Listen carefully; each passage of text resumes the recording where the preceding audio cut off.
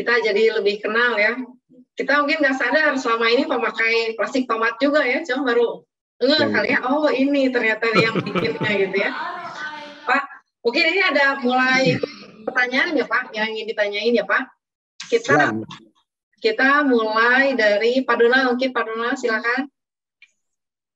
Ya, terima kasih Civivi. Terima kasih Pak Lukman. Ya, terima kasih Pak Donald. Pak, presentasinya Pak. Ini perusahaan apa namanya yang terus bertumbuh ya Pak ya. Jadi kita udah amati luar biasa nih pertumbuhannya dan jadi salah satu incaran kita nih. Jadi terima kasih mau datang biar jadi kita dapat informasi lebih banyak nih Pak terkait dengan Pancabudi Idaman. Ada beberapa hal yang mungkin ingin kami tanyakan nih Pak dari saya teman-teman juga supaya kita tujuannya ingin mengenal lebih dalam ya Pak ya. Makanya kalau nggak kenal katanya nggak sayang nih, kali aja dengan apa namanya dengan pemahaman yang lebih dalam kita bisa apa namanya jatuh cinta gitu ya sama PBID Pak ya. Jadi ini perusahaan yang sangat baik, neracanya strong banget ya Pak ya. Jadi cash-nya tebal, hutangnya kecil, ya terus bertumbuh, ekspansif ya Pak. Nah iya, salah satu yang menarik ini adalah pabrik baru di Jawa Tengah dan juga gudang di Jawa Timur dengan tujuan untuk bisa melayani pasar yang di Indonesia Timur. Nah, pertanyaannya Pak, kira-kira nih untuk yang kan PBID ini sudah sangat menguasai Jabodetabek, Jawa Barat dan sebagainya, market leader ya Pak ya. Tapi kemudian saya mau atau ingin tahu apakah nanti yang di pasar yang di Jawa Timur dan di Indonesia Timur ini apakah bisa sebesar yang Jabodetabek Pak? Kira-kira proyeksinya 5 tahun ke depan itu gimana Pak? Ya, terima kasih Pak Donald. Ini pertanyaan yang bagus Pak. Jadi kami juga sudah melakukan survei Pak. Secara karakter kalau di Jawa Timur ya untuk kami ambil yang segmen makanan minuman hampir sama seperti di Jabodetabek maupun di Jawa Barat ya. Banyak makanan berkuah seperti di sana Pak, ada soto apa namanya soto Surabaya gitu ya. Nah kemudian kita lihat di populasi di Jawa Timur juga jauh lebih besar daripada Jabodetabek Pak. Kalau Jabodetabek itu 15 juta, di sana di atas 30 juta Pak jadinya. Jadi kita lihat secara karakternya hampir sama dengan Jabodetabek dan Jawa Barat ya kan. Maka itu kita perlu namanya gudang distribusi. Dengan adanya gudang distribusi kita mempermudah untuk penetrasi pasar, Pak. Jadi kita sudah melakukan mapping, Pak, peta-peta pasar yang akan kita masuk, Pak, di sana. Jadi kita butuh suatu gudang distribusi untuk sentral logistiknya, Pak, gitu ke depan, gitu. Jadi kami sudah melakukan surveinya, Pak. Kontribusi yang di Jawa Timur dan Indonesia Timur ini bisa sebesar yang sekarang Jabodetabek itu kira-kira bisa tercapai berapa tahun, Pak? Kita masih bertahap, Pak. Ya kan? Kita masih konservatif, Pak. Ya, kalau pasar di Jawa Timur itu kita kalau dari segmen kita masih di bawah 10%, kita ingin berusaha untuk tahun ini bisa naik di atas 10%, Pak. Gitu. Oke. Ya, bertahap Pak ya, termasuk juga pabriknya juga masih bisa diperluas juga Pak ya. Iya. Yang kedua Pak terkait dengan, saya juga ingin tahu terkait dengan potensi pertumbuhan untuk ekspor, karena juga PBID punya pabrik di Johor ya Pak ya, dan kayaknya itu untuk produk-produk yang premium. Ini apakah boleh di-share Pak ini rencana pengembangan ke depan nih untuk ekspor Johor ini? Karena mungkin informasinya masih terbatas atau emang masih belum dikembangkan lebih lanjut atau gimana nih kira-kira Pak? Iya. Kalau melihat ini Pak, kita punya pangsa pasar itu kalau di pasar tradisional itu 87%, kemudian masing-masing di industri ekspor itu masing-masing 5%, Pak. Ya kan? Juga modern market 5%, kurang lebih 5%. Ya. Kita masih lihat pasar tradisional di Indonesia itu masih cukup berkembang, Pak. Apalagi pemerintah itu mendukung usaha kecil menengah. Jadi saat ini kami sih lebih fokus ke pasar tradisional, terutama ke lokal, Pak. Ya. Karena kita lihat juga beberapa negara pada saat masa pandemi ini, contohnya seperti di Eropa, masih banyak yang situasinya dalam keadaan lockdown, Pak ya. Jadi kita belum tahu ke depannya bagaimana. Tapi market kita di Indonesia itu masih cukup besar, Pak. Dengan pasar kita kan 32%. Jadi masih ada 68% lagi yang kita masih bisa garap, dan ada pertumbuhan juga, Pak. Jadi saya melihat berita ya kan di masa pandemi dan di masa yang akan datang karena adanya online food delivery, adanya banyak orang yang take away. Jadi secara pertumbuhan untuk kebutuhan kemasan plastik akan meningkat terus, Pak, gitu, Pak. Apalagi di masa pandemi ini masyarakat butuh yang higienis dan aman, ya. Juga ke depannya juga begitu, Pak. Karena ke depannya terjadi suatu changing behavior, Pak. Terjadi suatu shifting, ya. Biasanya orang makan di tempat, sekarang banyak kan take away. Dan mungkin ke depan ya seperti itu, Pak. Ya seperti yang online food delivery gitu, Pak. Ya. Contohnya seperti saya, Pak. Suatu ada perubahan, biasanya pesan martabak itu seminggu sekali, jadi seminggu 3 kali, Pak. Iya, jadi pengen pesan martabak gara-gara Bapak bilang ini, Pak. Jadi emang makanan paling enak ya dunia, Pak ya. Apalagi di Bandung lebih enak lagi, Pak ya. Di Bandung, Pak, ya ada San Francisco dan lain-lain, Pak. Iya. Dan emang ini transaksi martabak di online kemarin katanya sampai 2 triliun tahun lalu, Pak ya. Mungkin gara-gara itu jadi pendapatan dari PBID naik, Pak ya. Iya, betul, ya, Pak. Betul. Oke, jadi akan lebih fokus ke domestik, Pak ya, untuk bisa mengembangkan, karena UKM akan tumbuh, transaksi dari e-commerce atau makanan itu kan sudah mulai luar biasa ya. Ada banyak perang harga di situ dari GoFood, Shopee Food, ya GrabFood. Ini juga katanya AirAsia masuk nih, Pak, untuk pesan antar makanan nih. Jadi emang ramai, dan tentu yang diuntungkan adalah UKM dan para supplier dari UKM ini ya. Iya, betul, Pak. Nah, kalau emang pasarnya begitu menarik ya, Pak ya, berarti Bapak punya market share 32%, masih ada sekitar 68%. Tapi di satu sisi juga kompetitor juga mungkin berbenah nih, Pak ya, untuk mengejar ketertinggalannya mereka dibandingkan PBID ini sebagai market leader. Mereka mungkin bermain dengan cost yang lebih rendah gitu ya, Pak. Nah, apakah memungkinkan malah justru dengan berbagai strategi yang mereka lakukan ini PBID bisa malah tergerus nih market share-nya, walaupun mungkin pasarnya akan terus bertumbuh, tapi juga bisa jadi ada kompetitor yang kuat, atau mungkin malah ada justru pendatang baru, Pak, yang malah trennya ini kan tadi Bapak memang bandingkan dengan kertas malah justru jadi lebih menghabiskan energi dan mungkin malah lebih merusak lingkungan ya, Pak.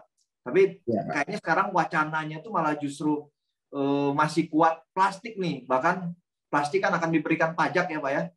Jadi cukai plastik ya mungkin tahun ini. Terus apakah memungkinkan malah justru pasar-pasar yang packaging dari kertas malah justru bertumbuh nih, Pak? Apakah gimana nih strateginya bisa mengalahkan para pesaing dan mungkin malah pendatang baru, Pak? Iya. Jadi kami masih percaya, Pak, ya kan, dengan kekuatan kami ya, dengan jaringan distribusi kami. Kami memiliki 12.000 pelanggan toko yang loyal, Pak ya, yang sudah cukup lama. Terus kemudian kami juga memiliki dengan brand kami ya, brand kami udah best brand selama 12 tahun berturut-turut ya. Seperti merek tomat itu sudah dikenal sama masyarakat, Pak. Jadi kalau pedagang pasar tradisional itu, Pak, sama pedagang UKM, kalau mencari plastik itu bukan yang disebut kemasan plastik ya, Pak, tapi yang disebut tomatnya, Pak. Ada tomat gitu, Pak. Iya. Jadi yang disebut itu penting, tomatnya. Pak, ya? Jadi sudah persaingan harga nggak penting karena brandnya udah kuat ya, Pak. Iya, betul. Karena brand kita udah kuat, Pak. Jadi kita punya brand itu udah sudah memiliki brand awareness yang sampai masyarakat pun menyebutkan tomatnya, Pak, bukan kemasan plastik PE gitu, Pak. Tapi lebih menyebut tomatnya atau wayangnya atau spartanya gitu, Pak. Jadi kami memiliki kekuatan di merek, Pak ya. terutama merek kami top brand dan best brand, ya kan. Terus juga kami juga memiliki hubungan baik dengan supplier kami dengan lebih dari 20 petrochemical, dan belum ada yang bukan dalam arti saya meng-underestimate pesaing ya. Perusahaan kita ini integrated, Pak. Dari bahan bakunya kita kuasain, kemudian sampai jaringan distribusinya. Biasanya kalau pesaing kita hanya memiliki pabrik, kemudian distribusi. Kalau sedangkan kita memiliki bahan baku juga, kemudian pabrik juga, pabriknya di beberapa provinsi yang ada di Indonesia, baik di Sumatera Utara, di Banten, di Jawa Tengah, Jawa Timur, ya kan, sampai di Malaysia, ya. Ya. Kemudian kita dengan memiliki hubungan baik dengan supplier kami, juga kami mendapatkan harga yang lebih kompetitif untuk bahan bakunya, Pak, gitu. Jadi kami memiliki suatu modal yang kuat, gitu, Pak, dari itu. Dan bisnis model kami sudah skala ekonomis, Pak, ya kan. Kemudian kami juga dengan kami sebagai perusahaan TBK juga kami mendapatkan tuntutan ya seperti dari investor, analis, ya kan, untuk mencapai suatu target, Pak, ya kan. Ya kadang investor atau analis juga berapa pihak stakeholder akan menanyakan, ya kan, berapa target kami, berapa profit margin kami ke depan, ya kan. Maka itu kami memiliki suatu tanggung jawab ke depan untuk lebih maju lagi, gitu, Pak. Kami memiliki suatu tanggung jawab yang ke depan untuk lebih maju lagi dan untuk lebih berkembang, Pak, ya kan. Iya. Iya. Oke, menarik banget, Pak. Jadi emang punya kemampuan bersaing yang cukup tinggi ya, karena mungkin ini efisien. Yang pertama dari vertical integration ya, Pak, ya. Dari pabrik bahan baku plastiknya sampai pabrik bikin kemasannya dan distribusinya itu punya semua ya, Pak. Belum tentu pesaing memiliki hal yang serupa. Dan yang kedua juga kalau dilihat dari perjalanan PBID ini kan banyak akuisisi pabrik-pabrik kemasan plastik, Pak, ya, dari Medan segala gitu ya. Jadi ini skala ekonomisnya sudah tercapai. Juga itu juga menekan dari biaya ya, yang kemudian secara cost mungkin bisa jadi paling rendah dibandingkan pesaing ya, Pak, ya. Betul, Pak. Nah ini menarik, Pak, terkait dengan ini, artinya kalau secara efisien mungkin perusahaan udah sangat baik ya, leading mungkin juga. Tapi gimana nih, Pak, karena biasanya kan dengan punya brand yang bagus, biasanya punya price power yang kuat ya. Jadi tadi Bapak menyebutkan ada namanya gross profit margin. Mungkin kalau saya lihat di kuartal ini atau di 5 tahun itu sekitar 15% ya. Kalau di kuartal terakhir itu 16%. Ini kira-kira apakah ada rencana untuk menaikkan secara bertahap ya gross profit margin, mungkin mengarah ke 20 ya atau bahkan lebih gitu, Pak, ya, karena punya kekuatan brand kan. Biasanya kan kalau brand itu naikin harga nggak ngaruh gitu, Pak, ya, tentu ada strateginya. Nah ini boleh di-share gitu, Pak, untuk bagaimana bisa meningkatkan gross profit marginnya, Pak? Ya, jadi begini, Pak, sejak kami sejak 2017 kami memiliki profit yang bagus, Pak, ya. Otomatis kita punya EBITDA juga bagus, ya. Kemudian kita punya hutang itu mengalami penurunan, Pak, ya kan. Jadi sejauh ini hutang kita turun ya sampai debt equity ratio kita sekitar 28%. Dengan hutang turun otomatis kita punya beban bunganya udah semakin sedikit gitu, Pak. Jadi seperti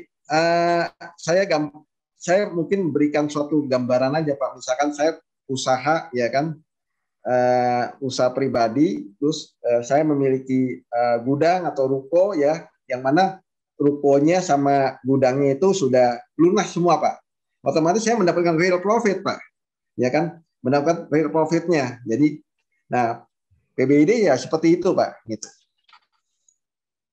Jadi modal kerjanya juga sudah ada dengan strong EBITDA kita, gitu, Pak. Ini gimana untuk track record naikin harga, Pak? Gimana strategi naikin harga ke depannya dengan tujuan untuk menaikkan gross profit margin, Pak? Ya, kami juga terus terang harga itu kami melihat dari segi brand, Pak ya. Otomatis kalau untuk kemasan plastik kami seperti merek Tomat, merek Wayang, merek Sparta, ya, otomatis kemasan plastik kami lebih mahal dibanding ini. Tapi bukan hanya dari segi harga aja, kami juga aware. Jadi kami juga meningkatkan kualitas kami, Pak, gitu. Dengan kualitas yang bagus, ya kan. Jadi seiring, Pak. Jadi kami menaikkan harga juga kami meningkatkan kualitas kami. Jadi kalau untuk di pabrik-pabrik kami ada suatu namanya QC-nya, Pak. QC-nya ketat. Tiap kalau nggak salah 20 menit sampai 30 menit sekali kami melakukan pengecekan, gitu, Pak. Jadi ini plastik ini kuat atau nggak, tahan air atau nggak, tahan panas nggak, bocor atau nggak, bagaimana. Jadi kami menjamin suatu kualitas. Dengan kualitas yang bagus kami bisa menaikkan harga, Pak. Gitu. Oh, gitu Pak ya. Jadi dinaikkan kualitasnya biar lebih fleksibel ya, biar nggak gampang bocor gitu Pak ya. Iya. Dan mudah-mudahan bisa food grade gitu Pak ya. Mungkin ya, betul, kalau masuk ke food grade gitu Pak, marginnya lebih tinggi. Artinya Bapak mungkin ada potensi untuk membuat yang namanya produk-produk yang lebih premium gitu Pak. Tomat super gitu mungkin Pak, atau tomat wonderful atau apa gitu Pak. Ya, saat ini belum Pak. Saat ini kita fokusnya ke B2C Pak, untuk kemasan plastik ini, plastik kami ini bisa dijangkau oleh masyarakat Indonesia Pak, gitu. Jadi bisa jadi ke depan juga kami akan menjadi memproduksi yang kualitas yang sudah bagus, lebih bagus lagi. Tapi pada saat ini kualitas kami sudah bagus Pak. Iya. Kualitas kami tapi sudah bagus. Yang bagus ini untuk yang lebih banyaknya yang di pasar basah Pak ya.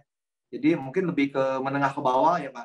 Sementara kan UKM juga mungkin ada yang menengah ke atas gitu Pak. Tapi itu belum jadi strategi perusahaan ya Pak. Belum. Termasuk Pak. yang di Johor itu kan juga mungkin produk-produk yang cukup premium. Iya, kami masih fokus di pasar tradisional Pak. Masih digodok, masih yang pasar tradisional ya, pasar basah ya, itu yang mungkin masih besar potensi. Ini tadi kan memang kemasan kertas, bungkus nasi atau makanan. Nah ini gimana Pak rencana kedepannya nih Pak untuk yang kertas Pak? Kalau kemasan kertas, kemasan kertas juga kami juga supply Pak, seiring dengan kemasan plastik ya. Tapi kalau dari segi secara segmennya masih utama kemasan plastiknya Pak. Gitu. Ya. Jadi belum ada rencana untuk bisa menaikkan proporsi dari yang bungkus yang dari kertas ini Pak ya? Ke depan mungkin kita akan upayakan kemasan kertas kita juga mengalami kenaikan. Contohnya seperti dus kue, kemudian kertas nasi, ya kan? Yang seperti tadi saya sebutkan, Bapak bilang peningkatan jualan martabak, otomatis dus martabak akan meningkat gitu lah. Gitu. Ya itu kertas pembungkus nasi itu salah satu brand yang kuat itu Cap Gajah Pak. Iya betul Pak. Iya oke. Apakah ada potensi apakah ini tabu Pak kalau Mama nanti Bapak masuk ke bisnis kertas dan akuisisi, itu apakah sesuatu yang tabu atau memang sudah ada dalam pembicaraan atau gimana Pak? Jika ada sebuah peluang ini mungkin terkait dengan perusahaan pembungkus yang kertas gitu ya, dan bisa diakuisisi, itu kira-kira memungkinkan atau tabu atau gimana kira-kira Pak? Kalau untuk saat ini belum ada rencana ke sana Pak, tapi ke depan bisa jadi ada rencana ke sana Pak, gitu. Karena ke depan perusahaan kan akan makin berkembang ya. Kami tidak menutup kemungkinan di kemasan plastik aja, tapi juga ke depan kami akan ekspansi untuk di kemasan paper Pak, gitu. Iya. Ya. Karena kan tadi kan visinya kan integrated packaging company Pak ya. Ya, consumer packaging company Pak. Bukan plastik packaging berarti, tapi kan packaging Pak ya. Bukan betul, hanya plastik, berarti kan bisa ke kertas atau mungkin bisa jadi bahan baku yang lain. Oke, itu mungkin pertanyaan dari saya Pak. Nih luar biasa ya, dividennya juga naik terus. Ini rencana ke depan nanti dari profit yang tahun ini apakah tetap dividen Pak atau ada potensi melakukan yang lain, misalnya apakah buyback saham atau mungkin ya tadi akuisisi atau apa gitu Pak? Ini pertanyaan terakhir mungkin. Ya, ini pertanyaan yang cukup bagus Pak, sangat bagus Pak. Kita dividen, kita komitmen Pak. Kita salah satu komitmen kita pada saat kita IPO, kita akan membagikan dividen Pak. Gitu. Dan saat ini profit kami juga cukup bagus ya. Kami akan membagikan dividen ke depannya gitu Pak. Gitu. Terima kasih banyak Pak Donald. Ya, terima kasih banyak Pak Lukman. Nih teman-teman, Andre, Pak Erman, dan teman-teman kayaknya juga udah pingin nanya nih Pak. Jadi saya harus segera mengakhiri. Terima kasih banyak Pak Lukman. Terima kasih Pak. Ya. Terima kasih Pak Lukman, Pak Donald. Mungkin selanjutnya Andre, silakan. Oke, Pak Lukman, thank you banyak nih Pak atas presentasinya, luar biasa nih Pak. Izinkan saya mau tanya-tanya Pak, mungkin ya kalau boleh. Jangan Pak. Saya perhatikan nih Pak, dari perkembangan PBID sendiri ya, yang saya baca juga dari prospektus pertama kali IPO Pak. PBID ini sekilas kolerasinya tuh agak mirip dengan kenaikan harga minyak Pak. Artinya di saat harga minyaknya naik, oilnya naik, itu gross profit marginnya akan turunnya lebih dalam Pak. Nah, saya perhatikan di tahun 2016 Pak, di prospektusnya Bapak PBID sendiri, itu laba brutonya tuh tahun 2014 itu cuma 6,8% Pak. Tahun 2015 6,7%. Nah, tapi tahun 2016-nya mencapai 12,3%. Sampai ke tahun-tahun berikutnya, dan puncaknya tuh tahun kemarin ya 2020 tuh bisa sampai sekitar 21% ya Pak ya. Nah, kemarin kebetulan kuartal ketiga tahun 2021 ini kan agak menurun lagi nih Pak, ke 16% ya kalau saya nggak salah tuh ya, 16,8 Pak. Nah, ini pertanyaannya Pak, dengan kenaikan oil saat ini nih Pak, yang sudah mendekati ke tahun 2014 ke 90 USD lagi ya Pak ya per barrel ini gimana nih Pak kira-kira Pak? Nah, pertanyaannya bagus Pak. Jadi begini Pak, kalau waktu itu tahun 2014, 15, 16 ya kan, itu bahan baku apa namanya biji plastik itu banyak kan dari crude oil Pak. Saat 2015, 2016 Amerika sudah terutama negara-negara maju ya kan sudah memiliki bahan baku itu dari shale gas Pak. Jadi bahan bakunya jauh lebih murah. Nah, kemudian kita kerjasama dengan lebih dari 20 petrochemical di seluruh dunia, Pak. Dengan terciptanya bahan baku dari shale gas, ya, atau natural gas, itu apa namanya resin biji plastiknya itu jauh lebih murah, gitu, Pak. Gitu. Karena ini karena teknologi, Pak. Teknologi yang semakin bikin ya, murah karena teknologi ya. Karena dulunya terbuat dari crude oil, jadi kalau crude oilnya naik, biji plastiknya naik. Tapi kalau sekarang crude oil naik, belum tentu biji plastik naik, Pak. Oh, oke. Gitu. Karena ada yang terbuat dari shale gas, ada yang natural gas. Bahkan kalau di China ada yang terbuat dari batu bara, Pak. Dari batu bara digasifikasi dulu, kemudian jadi gas, kemudian jadi biji plastik, Pak. Oke. Gitu, Pak. Ya. Nah, Pak, jadi ini berkat teknologi, Pak. Berkat teknologi ya. Ya, jadi seperti sekarang kita kan bisa berjumpa, nggak usah ketemu langsung, berkat teknologi juga dengan Zoom ini lebih hemat, gitu, Pak. Baik, keren ya. Ya. Berarti sudah gara-gara ada teknologi tadi sehingga menjadi belum tentu harga oil tadi berpengaruh ya terhadap biji plastiknya sendiri ya, mungkin ya dimaksud ya Pak mungkin. Ya, betul Pak. Ya. Oke, nah terkait dengan yang kuartal 3 Pak, ini yang ada penurunan di 16,8 itu kan yang sebelumnya tuh udah sangat baik sekali ya, bisa sampai 20% lebih kan Pak keuntungan gross profitnya ya Pak. Itu bisa diceritakan nggak Pak? Pengaruhnya dari mana ya Pak kira-kira? Kuartal 3 turunnya 16,8 Pak ya. Di gross profit marginnya tuh kuartal 3 tuh 16,8 hitungan saya sih Pak ya. Kalau di kuartal 2 sebelumnya sih sekitar 20% ke atas sih. Tapi kalau gini Pak, saya betulan di rumah nggak punya datanya. Jadi kalau kita lihat dari mungkin Bapak lihatnya dari kuartal per kuartal ya. Kalau dilihat dari year on year Pak, itu secara gross profit sih mengalami kenaikan gitu Pak. Karena dilihat dari kita punya laba bersih, net profit margin sendiri naik sekitar 20% Pak gitu. Terus kemudian EBITDA kami juga naik sebesar 16% gitu Pak. Gitu. Oke. Nah, kira-kira terkait berarti ke depannya untuk gross profit tadi masih bisa dipertahankan ya menurut Pak Lukman ya? Ke depan dengan harga oil nanti naik gitu sekitar 9 sekarang kan udah masih nyaris Pak. Ini ya. Masih Pak. Dengan teknologi Pak, sesuatu akan lebih apa namanya? Lebih tercapai Pak, gitu Pak. Oke, ya. Baik. Terima kasih nih. Terima kasih banyak Pak Andre. Sama-sama Pak. Saya jadi deg-degan nih, pertanyaannya berat Pak.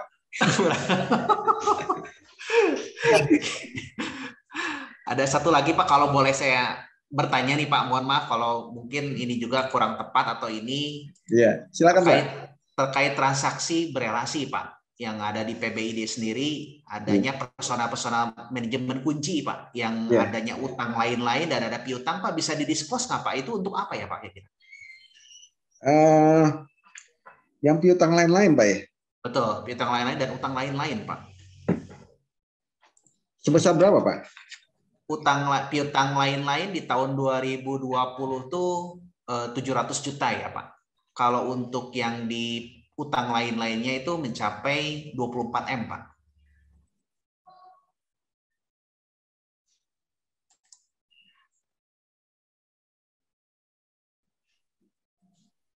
Saya belum bisa menjawab Pak mengenai ini Pak, karena mungkin dari direktur keuangan yang bisa jawab. Baik Pak. Ya. Karena kalau piutang lain-lain mungkin ya ada beberapa piutang yang karena kita punya laporan keuangan itu berdasarkan IFRS ya, yang saya tahu karena kita ada rapat direksi ya kan. Mungkin ada beberapa yang sifatnya karena kita punya collection tuh agak cepat Pak. Biasanya 7 sampai 14 hari, mungkin di atas 14 hari itu Pak kita masukkan ke situ. Tapi kalau yang hutang lain-lain sebesar 700 juta, kalau kami jawabnya mungkin belum terlalu material sih Pak gitu Pak. Mungkin. Oke, apakah piutang ini terkait dengan bisnis pembelian plastik Pak atau seperti apa ya Pak kira-kira? Hutang lainnya 700 juta Pak ya. Iya, bisa betul, jadi hutang yang di luar bahan baku bisa jadi Pak. Ataupun hutang yang di luar untuk bisnis Pak bisa. Karena kita kan pabrik kita juga lagi membangun Pak. Banyak kita membangun untuk urusan apa namanya?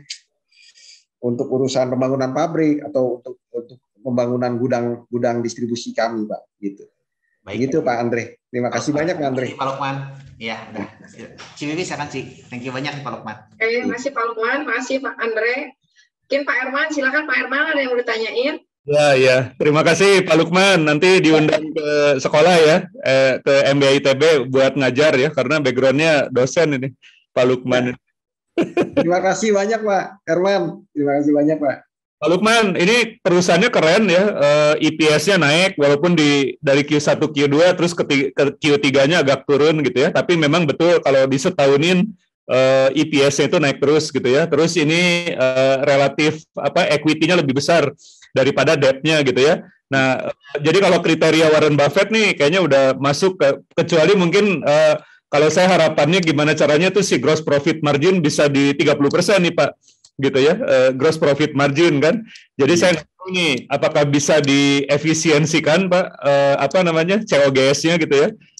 Itu yang pertama gitu. Terus yang kedua, concern saya ngelihat operating cash flow itu udah bagus Pak, gitu ya, positif gitu ya. Tapi terus investing cash flow-nya besar gitu Pak ya, di tahun 2021 itu di kuartal ketiga.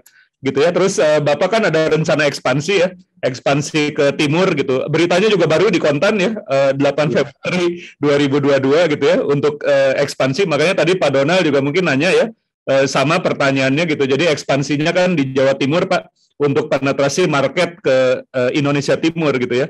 Nah, saya concern dengan capex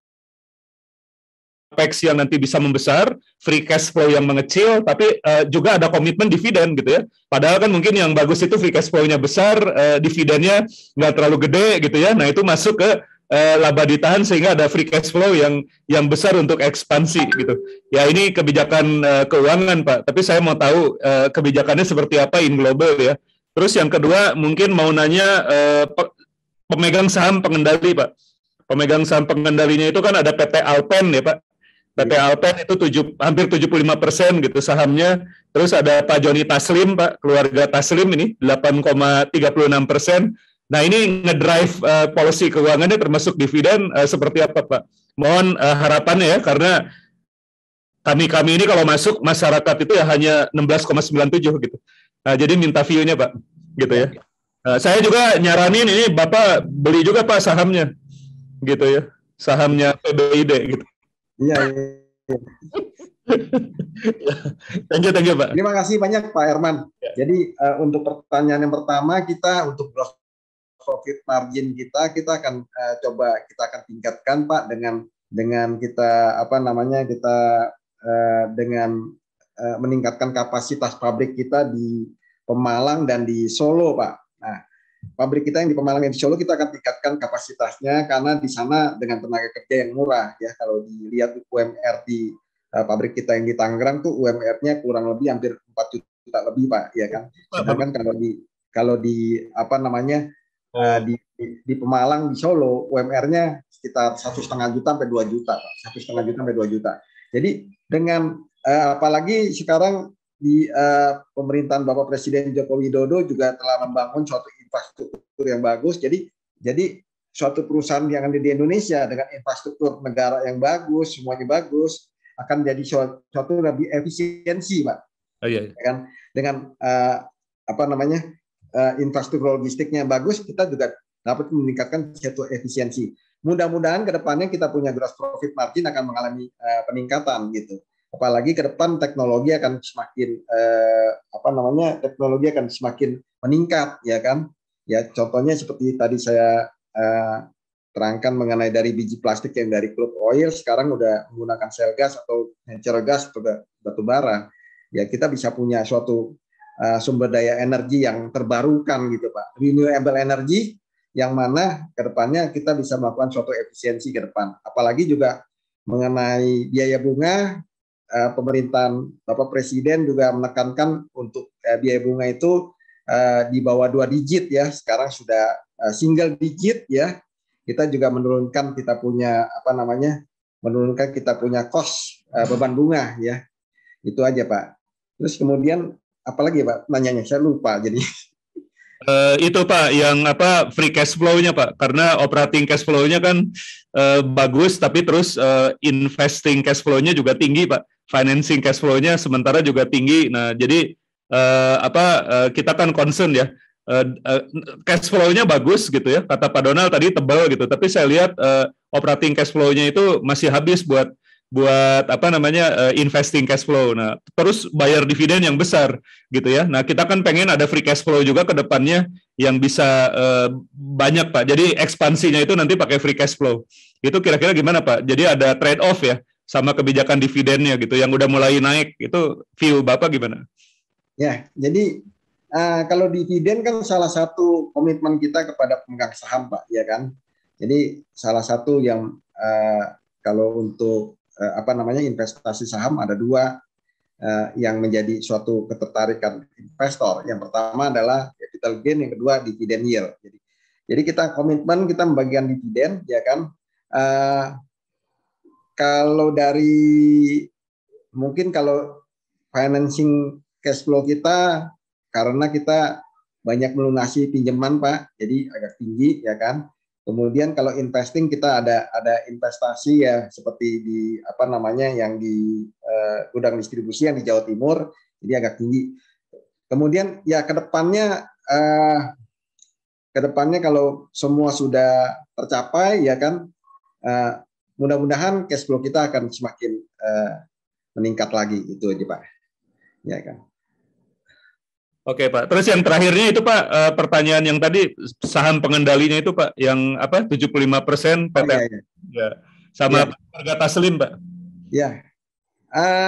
Jadi begini, Pak. Jadi untuk perusahaan publik memang pengendali kami adalah kita punya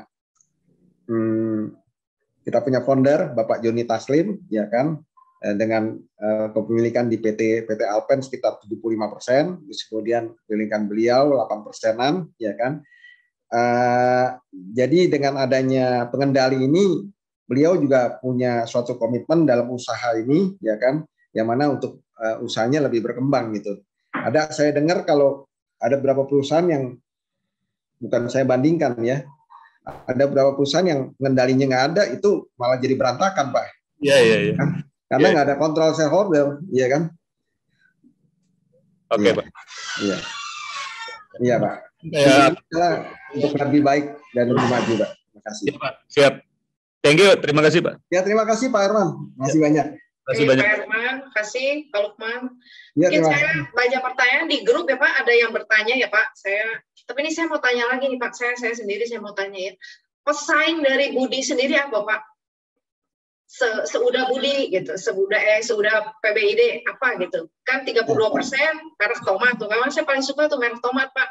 Jadi udah beli juga udah emang nggak lihat harga. Tapi pesaingnya sendiri apa Pak yang mepetin sama merek tomat? Iya.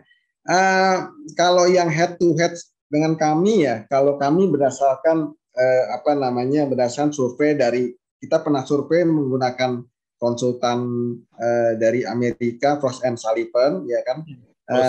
Pesaing kami itu nggak terlalu head to head sama kami. Jadi kalau kita lihat di Jabodetabek kita kuasai 50% lebih, mereka masih di bawah 10%.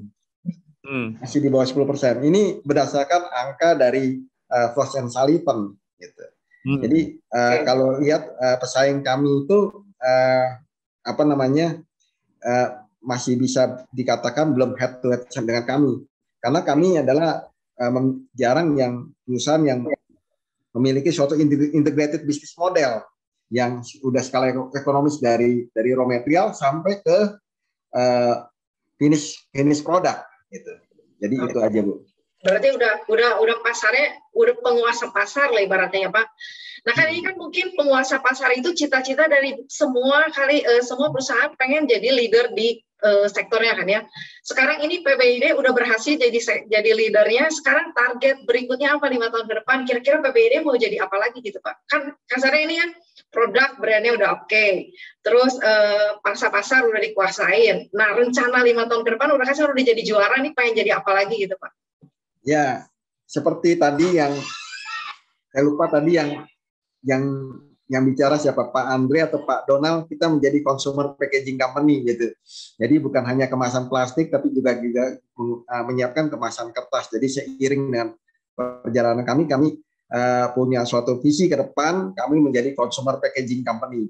Jadi produk kami consumer staples, jadi benar-benar barang konsumsi, karena kalau tanpa kemasan plastik kita kalau beli gula agak sulit menggunakannya gitu kan, atau beli beras pasti membutuhkan kemasan plastik juga gitu. Oke, jadi valuasinya bisa disamain sama consumer good gitu kali ya Pak? Ya, consumer good, maksud saya seperti itu. Oke Pak, ini saya ada beberapa pertanyaan di grup ya Pak, saya bacain ya. Silakan Bu.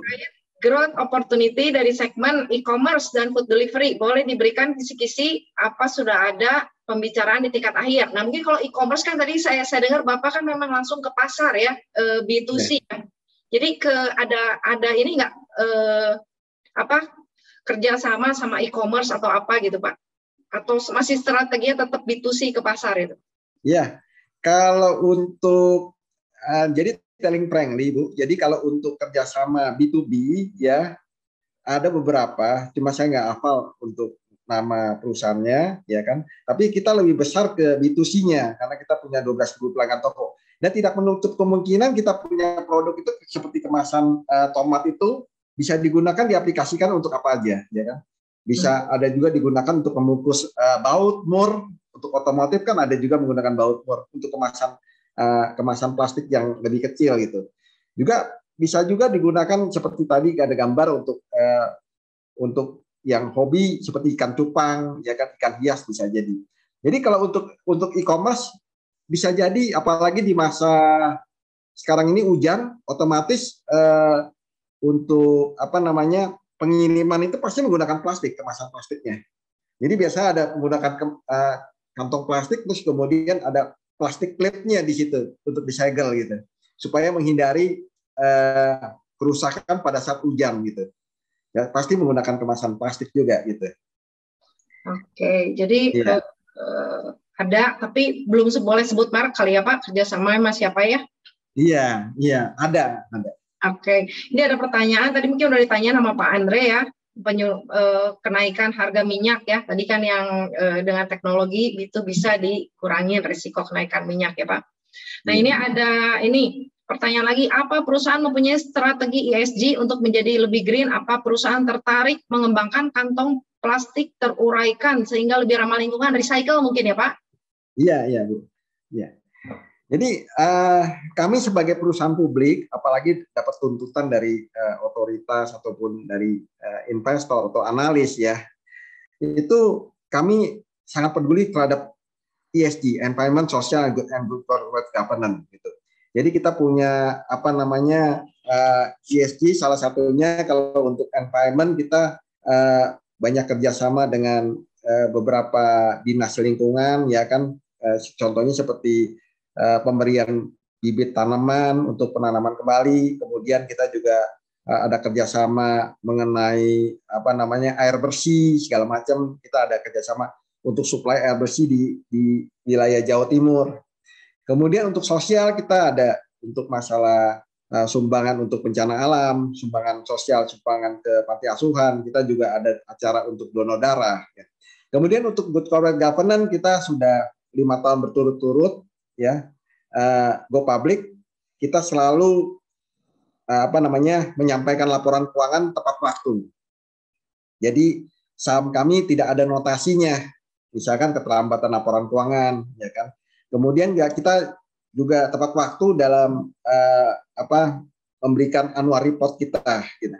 Dan sampai saat ini di masa pandemi juga kita, walaupun ada suatu dispensasi dari Bursa Efek Indonesia dan Otoritas Jasa Keuangan, kita sampai saat ini juga kita untuk RUPS, kita sebelum bulan Juni kita sudah RUPS jadinya. Gitu. Oke, tapi ada nggak sih Pak spesifikasi bikin pabrik khusus buat bikin recycle Pak? Oh iya, jadi untuk recycle operation itu salah satu rencana kami ke depan ya. Kami juga sudah menyiapkan beberapa mesin untuk recycle ya. Kalau di annual report kami juga sudah ada gambar fotonya mesinnya ya kan. Nah, ke depan kami sudah memiliki mesin untuk recycle gitu. Hanya saja ya secara kapasitas belum tinggi gitu. Oke, rencananya dijalaninnya mulai tahun kapan itu Pak? Sudah dijalankan Bu. Udah. Jadi kalau untuk di annual report tahun 2020 sudah ada mesin recycle-nya gitu. Oke. Nah, sudah ada. Jadi yang mana kami juga mengedepankan namanya ekonomi sirkular ya kan, dan yang bertujuan untuk tujuannya untuk menciptakan suatu pelestarian lingkungan, menciptakan lingkungan lebih bersih dan lebih tidak penuh dengan sampah plastik gitu ke depannya. Oke, kasih Pak, ini ada pertanyaan lagi. Apa strategi perusahaan agar bisa menaikkan sales dan margin 2022? Mungkin bisa disambungin lagi, target tahun 2022 kenaikannya berapa persen Pak? Kira-kira target dari perusahaan. Ya, untuk sales kami target sekitar 10-15%. Jadi untuk tahun 2022, kenapa? Karena kami yakin kami udah ekspansi pasar ke Jawa Timur, gudang distribusinya juga sudah kami siapkan, ya kan? Kemudian logistiknya kami siapkan. Jadi kami sudah menyiapkan infrastrukturnya, gitu. Kemudian dengan didukung 11 pabrik kami dengan kapasitas yang lumayan besar, jadi kami sudah siap untuk ekspansi dan penetrasi pasar ke depannya gitu. Untuk untuk net profit margin ya kami jaga sekitar 10-12%. Oke, makasih Pak. Semoga ini baik menjawab ya.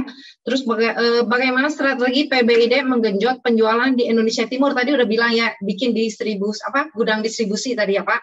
Ya betul Bu. Ya, nah ya, betul. Terus ini bagaimana strategi PBID di 5 tahun ke depan Pak? Kalau 5 tahun ke depan kami punya ya salah satunya ekspansi pasar ya ke Jawa Timur dan luar Pulau Jawa. Kemudian kami tetap sebagai perusahaan kami melakukan suatu inovasi, diversifikasi produk ya. Contohnya berapa bulan yang lalu kami sudah memiliki produk seperti sarung tangan plastik karena banyak masyarakat menggunakan sarung tangan plastik ya, terutama di masa pandemi ini kita siapkan untuk produk yang sarung tangan plastik. Terus kemudian produk yang seperti standing pots yang untuk yang kemasan plastik yang bisa standing. Kemudian seperti food pack juga kita food pack biasanya kemasan itu biasanya kalau kemasan biasa food pack itu butuh staples jadi di atau karet. Nah, ini kemasan kami yang food pack itu bisa langsung ditutup otomatis jadinya. Bisa langsung ditutup otomatis. Jadi yang paling enak jadi nggak usah pakai karet gelang ya Pak, yang udah ada zipper gitu ya. Seperti itu, ya. Nah, kemudian ya ke depan ya kami peduli terhadap pelestarian lingkungan ya kan seperti ESG, ekonomi sirkular dan recycle operation gitu. Oke, kasih Pak ini pertanyaan penjualan 2021 Q1 Q3 tumbuh 7%. Ini tadi mungkin yang ditanyain Andre sama ya. Nah ini tadi ada yang angkat tangan Pak Ahmad Tawakal. Silakan Pak, masih ada Pak Ahmad? Enggak ada. Bu Prita tadi angkat tangan juga. Ada. Pak Ahmad silakan Pak. Ya, terima kasih Pak Lukman. Terima kasih Pak. Saya Ahmad Pak, terima kasih banyak udah memberikan ini Pak ilmu-ilmunya Pak ya. Ya, terima kasih banyak Pak. Saya ada ini Pak pertanyaan nih Pak, ini saya berpikir tentang biodegradable plastik Pak ya. Nah ini kan sebenarnya ini paradoks ya Pak ya. Di satu sisi itu kan plastik itu digemari karena dia itu giant molecule ya, giant polymer sehingga dia sangat stabil dan sulit diuraikan oleh bakteri sehingga karakter itu membuat dia bisa membuat makanan jadi awet lah segala macam. Tapi di sisi lain itu menjadi membuat dia tidak mudah untuk diuraikan di lingkungan oleh bakteri gitu ya. Nah ini kan dua sisi yang bertolak belakang ya. Nah itu sebenarnya platform teknologi apa ya Pak yang paling cocok ya yang bisa menjembatani dua hal ini. Jadi di satu sisi plastik itu dia cukup solid, cukup reliable untuk mengemas makanan ya. Tapi di sisi lain ketika dia sudah masuk ke tanah atau lingkungan dia mudah diuraikan Pak. Karena kalau saya baca-baca even plastik oksium itu nggak benar-benar biodegradable ya. Dia butuh bertahun-tahun untuk terurai gitu ya. Nah saya penasaran sebenarnya platform teknologinya apa Pak yang ideal Pak ya. Ya terima kasih Pak. Ya, terima kasih banyak Pak Ahmad. Jadi saya mungkin cerita sedikit aja, ya kan. Nah, kalau plastik kami itu kan plastik yang tahan panas, Pak. Ya, karena kemasan plastik kami dari pure biji plastik, ya. Kemudian kalau ada kemasan yang terurai, ya. Belakangan ini kan ada plastik yang dari kasava, Pak. Plastik yang dari singkong, ya kan. Ya, kalau plastik yang dari singkong itu kalau kita beli bakso atau apa gitu yang kuahnya panas gitu Pak ya, kita masukkan ke plastik yang dari singkong Pak, otomatis jadi kolak singkong gitu Pak. Jadi kolak singkong. Jadi kemasan plastik ini kemasan plastik kita ini tahan panas, kemudian tahan minyak, ya kan? Yang mana ini sebenarnya plastik ini bisa didaur ulang Pak. Jadi plastik itu bisa didaur ulang, ya kan? Bisa jadi aspal plastik, bisa jadi biji plastik lagi, ya kan? Kemudian bisa jadi untuk pembangkit listrik tenaga sampah, ya kan? Terus kemudian bisa jadi kalau saya lihat di berita itu banyak di kerajinan tangan terbuat dari sampah-sampah plastik, gitu, ya kan? Bahkan ada yang ngumpulin sampah-sampah plastik, ya kan? Seperti contohnya bisnis bank sampah ya kan, yang mana sampahnya bisa dibersihkan kemudian jadi kerajinan tangan atau apapun juga. Jadi banyak. Yang paling penting adalah suatu ekonomi sirkular ke depannya bisa lebih maju aja Pak gitu. Oke. Berarti solusinya memang untuk biodegradable itu agak sulit Pak ya. Yang lebih mudah itu recycling Pak ya. Iya. Oke. Ini masalah di recycling ya. Karena kan kita kan senang apalagi di Indonesia itu senang makanan berkuah Pak, ya kan? Kuahnya otomatis kan senangnya panas-panas Pak, otomatis butuh plastik yang tahan kuat gitu Pak. Ya kalau yang plastik yang pakai biodegradable Pak ya, misalnya dari cassava ya Pak ya, dari singkong, jadi kolak singkong gitu. Iya, rusak pasti. Hancur Pak, pasti. Iya. Hancur. Iya. Gitu. Ya, tapi kalau recycling Pak sebenarnya masalahnya itu collecting-nya Pak. Kalau botol plastik itu mudah dikumpul-kumpulkan oleh pemulung juga suka. Tapi kalau plastik-plastik yang biasa gitu ya, kantong plastik itu terus jarang saya lihat pemulung ngumpulin kantong plastik deh kayaknya. Karena gini Pak, ya. Kalau biasanya ya mungkin karena kalau botol plastik kan mungkin karena ukurannya lebih besar, ya, lebih gampang untuk dicapai gitu. Sedangkan kalau seperti kantong kresek kami ya Pak ya, itu biasanya orang bukan sekali pakai Pak. Biasanya contohnya saya belanja pasar tradisional dapat kantong kresek. Nah, kantong kreseknya itu biasanya saya gunakan lagi Pak untuk kumpulin sampah gitu. Jadi kami belum bisa membayangkan apabila kantong kreseknya tidak ada, sampahnya bagaimana gitu Pak. Nah, otomatis kan sampahnya jadi berantakan semua karena kita membutuhkan suatu kantong plastik yang untuk sampah gitu Pak. Nah, iya. Oke. Berarti tergantung ini ya behavior masing-masing orang Pak ya berarti ya. Harus dikumpulin dari rumah ke rumah ya. Iya, betul, Pak. Oke, siap. Oke, Pak. Terima kasih banyak. Terima kasih banyak. Ya, mari, Pak. Oke, Pak Ahmad, terima kasih. Selanjutnya Bu Prita, silakan Bu Prita. Selamat malam Pak Lukman dan teman-teman IAI. Malam, Bu. Saya memberanikan diri bertanya nih, Pak. Saya melihatnya kan plastik ini is a very big part lah of our lives ya. Karena kan semua packaging, terutama food and beverage itu kan pakai kemasan plastik ya Pak. Nah kebetulan nih saya juga lagi mencoba mempelajari soal isu plastik. Ada satu perusahaan juga nih yang bekerja yang berkecimpung di plastik daur ulang Pak. Nah salah satunya tuh kan kalau diamati ya sekarang ini kan ada perubahan tren ya Pak. Yang mungkin juga karena beberapa tahun belakangan kan mungkin cukup banyak kayak efek dari limbah plastik dan efeknya sama bumi dan lingkungan seperti itu sampai akhirnya kalau saya tidak salah ya Pak di 2019 itu kan akhirnya keluar peraturan pemerintah yang melarang penggunaan plastik atau kemasan plastik. Dan yang ingin saya tanyakan apakah ini menurut pendapat Pak Lukman gimana nih kayak impact-nya sama perusahaan Bapak gitu. Karena kan pemerintah akan mendorong untuk kita lebih menggunakan kemasan yang ramah lingkungan seperti itu Pak. Terus mungkin yang kedua, apakah kalau menyoroti tren yang ada bahwa sekarang kan kayaknya lagi ada tren going green nih Pak ya. Jadi kan kemasan harus yang ke arah ramah lingkungan dan bisa didaur ulang. Kalau saya tadi dengar penjelasan Bapak kan masih terkonsentrasi di B2C ya, terutama untuk middle low gitu ya. Kira-kira akan mengembangkan produk yang menjawab atau selaras dengan tren ini tidak? Ya. Kurang lebih itu aja pertanyaan saya. Terima kasih Pak Lukman. Ya, terima kasih Bu Prita. Saya jawabnya jadi deg-degan juga jadi begini. Jadi untuk kemasan plastik ini saat ini kalau baca dari suatu larangan itu yang dilarang adalah kantong plastik yang berpegangan tangan, ya. Tapi kalau kemasan plastik yang seperti merek tomat, merek wayang, ya masih belum, ya tidak dilarang gitu, ya kan. Nah kemudian kemasan plastik ini masih dibutuhkan masyarakat, ya.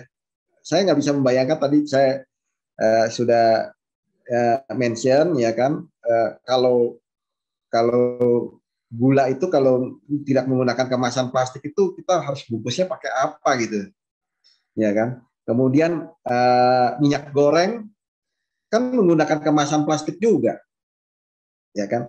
Terus banyak yang contohnya kalau kemasan plastik seperti kita ini golongannya kemasan plastik. Kalau yang ada lagi yang seperti bungkus untuk mie instan atau kopi ya kan, atau untuk sabun pencuci baju atau sabun pencuci tangan, ya kan, itu menggunakan flexible packaging. Yang mana flexible packaging itu adalah bahannya dari plastik juga. sama seperti kita, cuma mereka lebih ada printingnya gitu untuk mie instan. Itu pasti menggunakan kemasan plastik. Jadi hampir di seluruh dunia ya, baik saya kalau travel ke Eropa, ke Jepang, itu masih menggunakan flexible packaging yang seperti saya sebutkan tadi gitu. Jadi hampir di seluruh dunia itu masih menggunakan kemasan plastik juga gitu. Ya, itu aja Bu. Terima kasih banyak Bu. Oke Pak Lukman. Ya. Oke Bu Prita, terima kasih. Pak Lukman, terima kasih. Mungkin sementara bisa disimpulin belum ada penggas substitusinya kali ya Pak? Itu ya betul Bu. Maksud saya seperti itu. Substitusinya ya masih the best, makanya kekuatannya di situ ya Pak. Iya, iya. Belum ada yang substitusi yang paling murah dan ekonomis gitu. Karena kalau menggunakan kemasan kertas untuk makanan berkuah atau untuk produk-produk lain nggak bisa itu tahan lama. Gitu. Ya, terima kasih. Oke Pak, ini bagaimana persiapan menghadapi kemungkinan cukai plastik di saat persaingan harga dari pabrik kecil yang mungkin tidak memakai PPN cukai 100% Pak? Iya. Ya, kalau mengenai cukai plastik, sampai saat ini saya masih belum berani untuk menjawab, tapi saya coba menjawab dengan jawaban yang lain, tapi mungkin bisa mengakomodir. Jadi kalau dulu ada namanya suatu plastik berbayar di supermarket ya Bu ya. Jadi kalau kita seperti contohnya di Alfamart atau di Indomaret, kalau kita mau pakai plastik kita harus bayar 200 perak ya kan. Kita harus bayar 200 rupiah ya. Kemudian ya kalau bagi saya, mungkin bagi masyarakat juga untuk plastik berbayar juga tidak keberatan, hanya value-nya hanya 200 rupiah ya. Kalau kita belanja di minimarket atau supermarket, kita tidak punya kantong untuk yang kain, yang mana kantong kainnya harganya bisa 5.000 sampai 10.000, otomatis saya pilih yang 200 rupiah per lembar gitu ya. Nah, itu pun masih bisa diterima sama konsumer semua, sama masyarakat ya kan. Karena kalau dibandingkan 200 rupiah per lembar itu jauh lebih murah dibandingkan biaya parkir di minimarket atau supermarket ya. Parkirnya aja 4.000. Kalau plastiknya cuma 200 rupiah ya udahlah kita beli 10 baru juga 2.000 rupiah gitu. Itu aja sih Bu. Ya. Jadi masih paling ekonomis Bu gitu.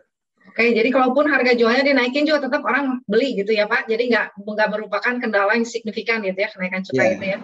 Ya perlu mungkin saya sampaikan lagi bahwa kemasan plastik itu mendukung sektor UKM, ya kan, usaha kecil menengah, ya kan.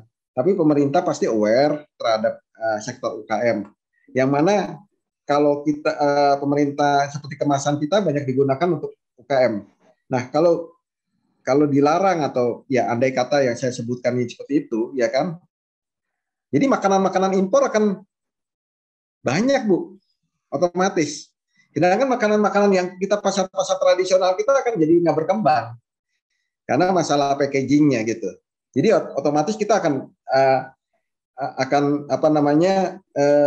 penuh dengan makanan impor, dan makanan impor pun menggunakan flexible packaging gitu. Makanan dari Korea, dari Jepang, dari China gitu. Sedangkan kalau kemasan plastik kita mendukung makanan-makanan tradisional Indonesia gitu. Oke, ya. Jadi semua berpihak sama packaging plastik itu ya Pak? Nggak ada winner ibaratnya ya. Yeah. Barang unggulan yang belum ada substitusinya. Pak, ini ada pertanyaan dari kolom chat ya Pak. Apa keunggulan PBID terutama merek tomat bisa menguasai market share terbesar mengingat produk PBID termasuk golongan produk kategori Asian. Tadi udah bilang kali mungkin lentur sama tahan panas ya Pak, produk unggulannya dibanding yang lain ya. Ya mungkin saya ada satu lagi, kita ada untuk merek kita, untuk tomat dan wayang, kita ada jaminan ketersediaan. Jadi biasanya kalau pelanggan itu mencari tomat selalu ada. Jadi jaminan ketersediaan availability-nya itu selalu ada. Oke, jadi pembeli tidak pernah kecewa karena selalu ada ready stock ya Pak. Yeah. Lalu boleh pertanyaan lagi Pak, diberikan gambaran mengenai kinerja Q4 2021 Pak. Untuk Q4 2021 gambarannya maksudnya seperti apa? Gambarannya mungkin kinerjanya Pak, ada kenaikan dari Q3 atau dari year on year gitu kali Pak. Kinerja berarti kuartal keempat tahun lalu Pak. Mungkin belum rilis laporan keuangannya ya? Iya, belum rilis. Jadi gini, saya kasih kisaran aja, Pak, karena belum rilis. Kisaran aja Pak, kalau dibocorin mungkin juga nggak boleh ya. Ya, kalau dibocorin nanti diomelin sama Bursa Efek nanti saya. Atau jewer nanti kita ya Pak. Ya. Jadi inside information. Jadi gini, untuk kuartal 4 hampir sama dengan kuartal 3. Ya, hampir mirip sama gitu. Hampir sama lah, kurang lebih gitu. Oke. Terus Pak, ini ada pertanyaan. BEP dari suatu pabrik kira-kira berapa tahun Pak? Maksudnya BEP apa tuh? Kalau bikin pabrik, break even-nya berapa tahun gitu? Kalau ada bikin pabrik baru Pak? Pabrik kemasan plastik maksudnya? Ya, pabrik kemasan plastik ini. Itu tergantung sama marketnya. Kalau penjualannya tinggi, ya otomatis cepat gitu. Oke, sama mungkin produknya ya Pak. Ini produk favorit nggak gitu ya, kali ya? Tergantung produknya. Cepat Ya, kan? Ya. Kemudian jangkauan distribusinya bagaimana, ya kan? Banyak faktor ya. Iya, jadi semakin salesnya makin tinggi kan, semakin break even point-nya makin cepat gitu. Oke, ini Pak, ada pertanyaan lagi. Prospek kemasan plastik seiring kebijakan pemerintah pelarangan kantong plastik yang tadi Bapak udah bilang ya, yang dilarang kan plastik kantong teng-teng itu, dan kalau naik juga orang nggak kelihatan buat beli ya. Nah, ini pertanyaan target revenue 22 tadi udah dijawab. Lalu kedepannya apa rencana pengembangan ke plastik dengan singkong atau rumput laut yang eco-friendly, Pak? Nah, ini mungkin yang ditanyain ya. Ya, tadi yang plastik singkong yang tadi saya sudah ceritakan, ya kan plastik singkong memang eco-friendly, ya kan. Tapi kalau untuk seperti untuk di makanan minuman yang tadi bakso, kena kuah bakso, otomatis kan akan mudah lebih fragile gitu, apa namanya, lebih ya kayak plastik singkong, otomatis kalau disiram kuah panas otomatis nggak kuat. Ya, tapi kalau untuk membungkus untuk kosmetik ya itu bisa aja. Gitu. Tapi apa nanti Pak varian ini Pak? Ya, tapi kalau menurut saya kan singkongnya lebih baik dimakan dibanding jadi nato plastik.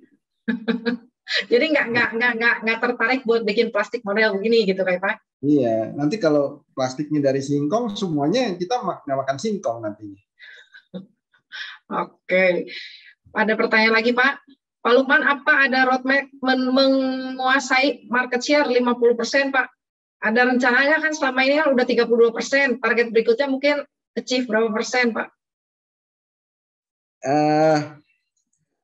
Kita masih achieve, kita masih pakai target yang 10-15% aja. Secara market share ke depan itu masih butuh waktu.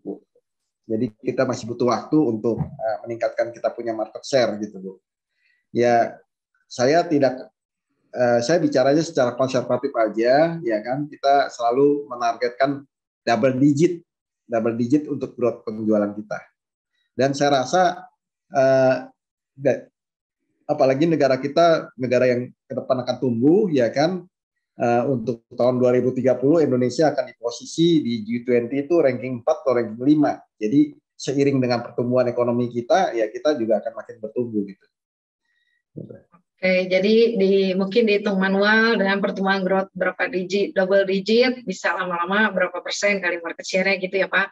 Betul Bu. Betul, Pak, ini ada pertanyaan, berapa persen utilisasi pabrik di Pemalang dan Solo untuk untuk pengembangan market di Jatim dan Indonesia Timur? Apa ada capex bangun pabrik di Jatim atau tetap menggunakan pabrik di Jateng karena UMR lebih murah?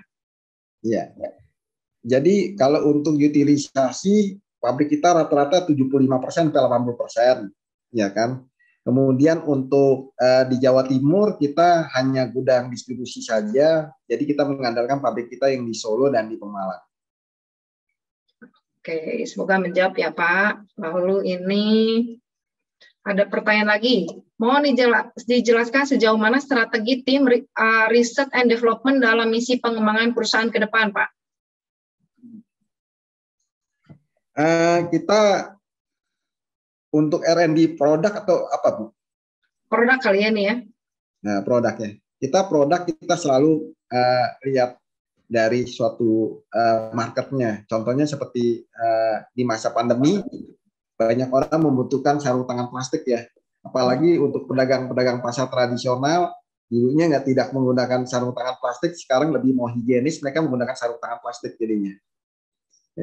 Jadi itu salah satu produk dari kami yang terbaru seperti sarung tangan plastik, yang mana apalagi ke depan masyarakat tuh butuh yang higienis dan aman.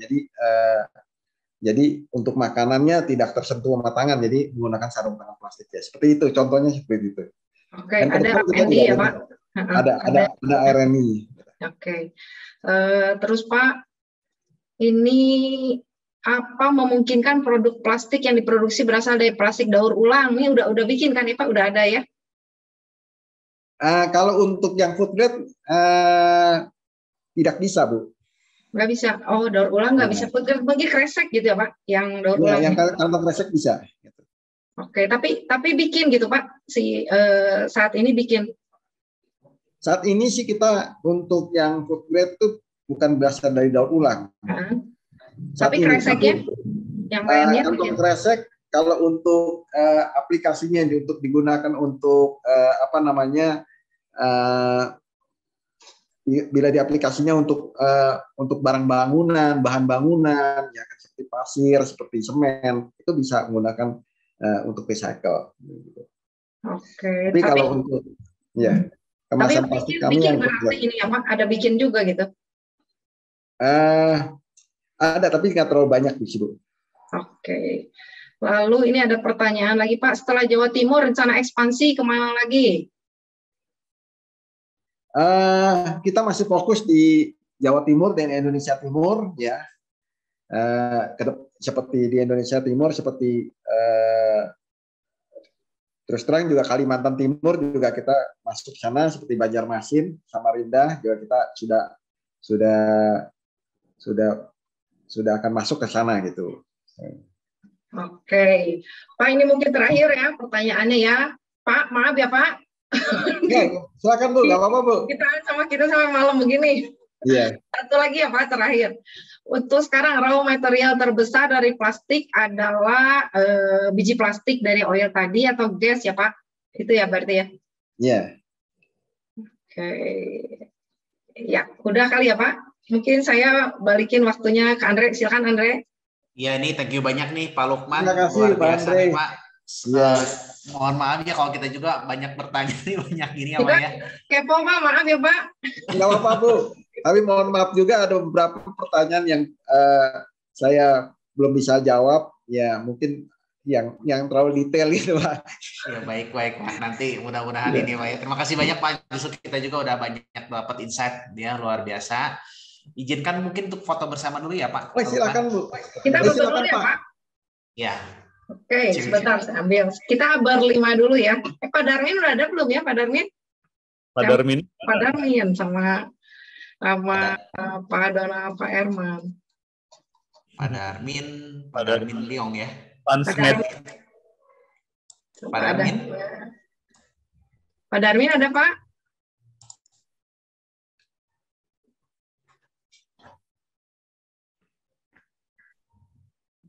Pak Darminnya gelap ya, ada ya Pak? Pak Darmin di dunia gelap.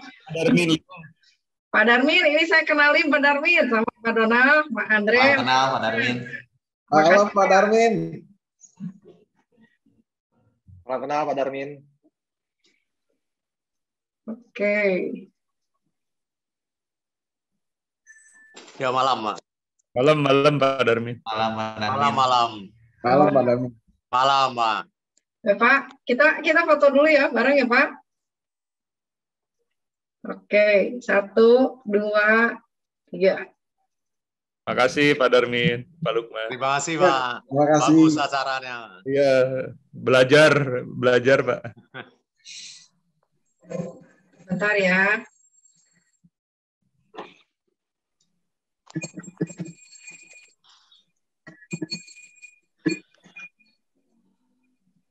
Oke, kita yang semua ya. Bentar, Bapak Ibu silakan open cam.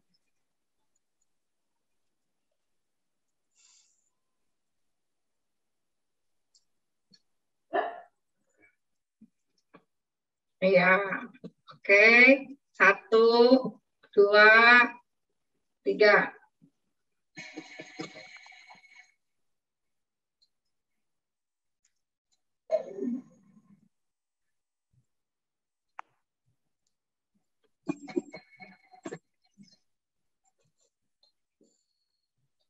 Oke, mungkin udah selesai kali ya. Makasih Pak Lukman. Waktu saya balikin ke Andre.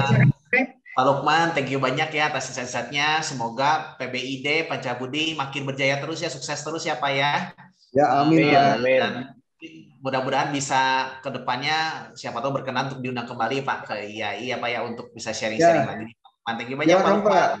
Pak Darmin juga thank you banyak nih Pak untuk bantuannya Pak Darmin. Terima kasih banyak ya Pak. Sama-sama, terima kasih. Pak Darmin, makasih ya. Terima kasih Bu Vivi. Kapok ya. Pak Lukman, jangan kapok, deg-degan ya.